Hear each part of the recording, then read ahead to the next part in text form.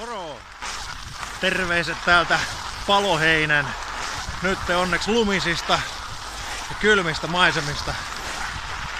Pari ajatusta tuli mieleen, mitkä meinasin jakaa tästä lennosta. Niin oltiin tossa just hiihdon opettajien kanssa palaverissa ja aloitetaan Suomen ladulle mahtava uuden tyyppinen hiihtokoulu. Ja tavoitteena varmasti vaatimattomasti opettaa koko Suomi hiihtämään, ainakin tää pääkaupunkiseutu.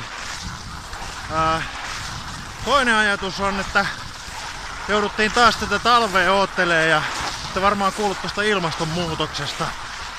Ja tää, että saatiin nyt pakkaset ja vihdoin talvi, niin mä uskon vahvasti, että se on semmosen talviurheilijoiden järjestön ansiota kuin Protect Our Winters.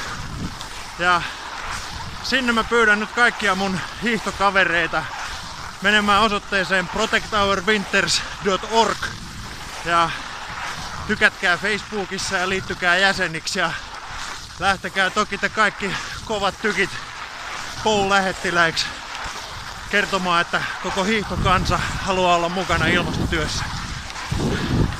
Jumalauta kun hengästyttää.